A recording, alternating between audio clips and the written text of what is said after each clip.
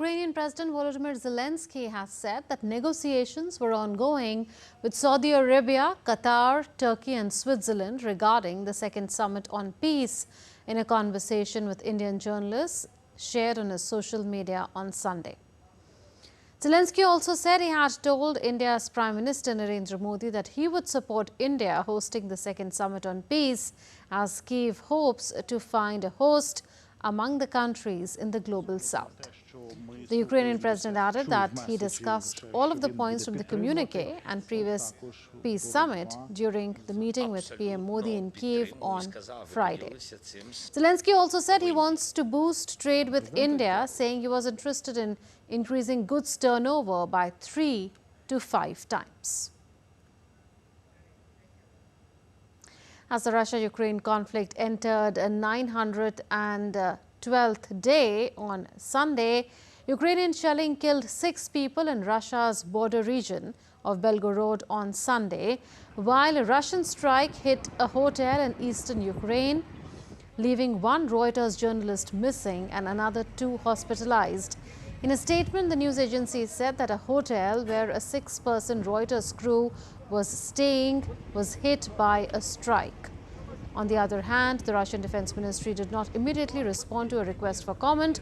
Meanwhile, the city of Belgorod and its districts remained on high alert.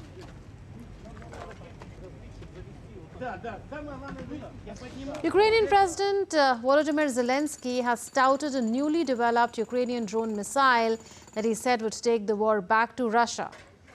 Meanwhile, Russia's defense ministry has said that it sent more artillery to the Kursk region, where Russian forces are fighting thousands of Ukrainian troops who pierced the Russian border on the 6th of August. Russia also launched several missiles and drones overnight, targeting northern and eastern Ukraine, with air defense systems destroying most of the weapons before they reached their targets. DD India's Dasha Chernyshova now joins us live from Moscow for more. Dasha, what more do we know about the latest missile and drone strikes by Russia targeting parts of northern and eastern Ukraine?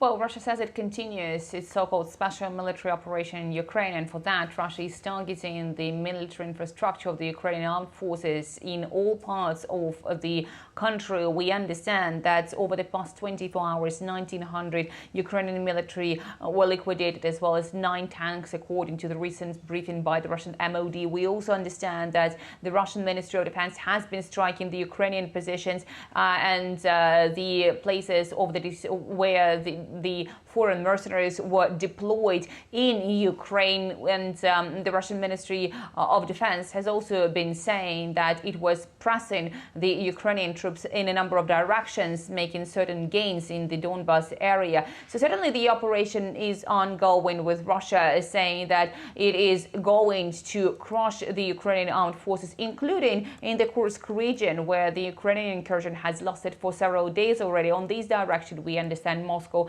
is striking the Ukrainian positions both inside Russia and outside the Russian borders, from where the reinforcements to the Ukrainian military are coming.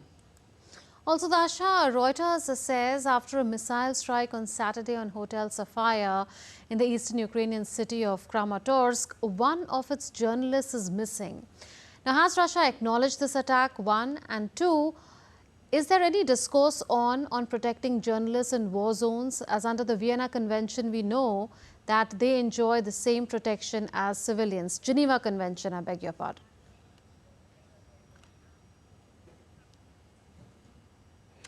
Well, what we have heard from the Russian Ministry of Defense is that Moscow has struck the places of the deployment of the foreign mercenaries in Ukraine. So no direct comment on this particular attack has been made so far by the Russian Ministry of Defense.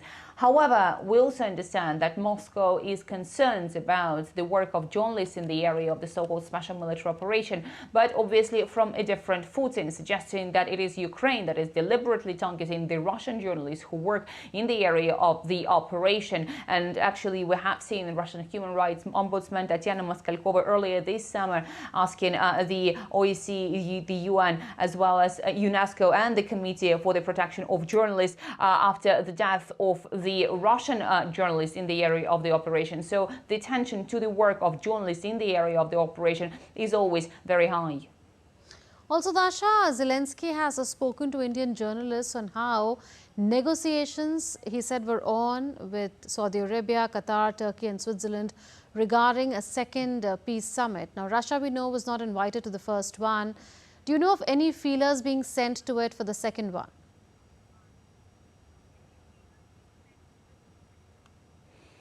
Well, it's a very interesting question because a lot has changed. 3 weeks ago, as Ukraine launched its offensive and incursion of Russia's Kursk region, which Russia calls as terrorist activities because it targets the civilian population. Now, we know when the first summit was held, Russia was not invited, and Moscow has repeatedly said that no peace summit is successful without Russia's participation in it. However, Moscow was also saying that there were no sane ideas brought to the table during the last summit because all they were not taking into account Russia's interests. So Russia was saying that if you want to have a peace summit, you have to invite Moscow and you have to listen to Russian concerns. And then President Vladimir Putin has stepped in, suggesting that there was a way forward. In the beginning of summer, he was actually the one who has once again reiterated that the peace could be possible as a result of the negotiations. He has outlined several conditions for Ukraine. Ukraine has rejected those. But now, after Ukraine launched its incursion of Russia's Kursk region, the officials here insist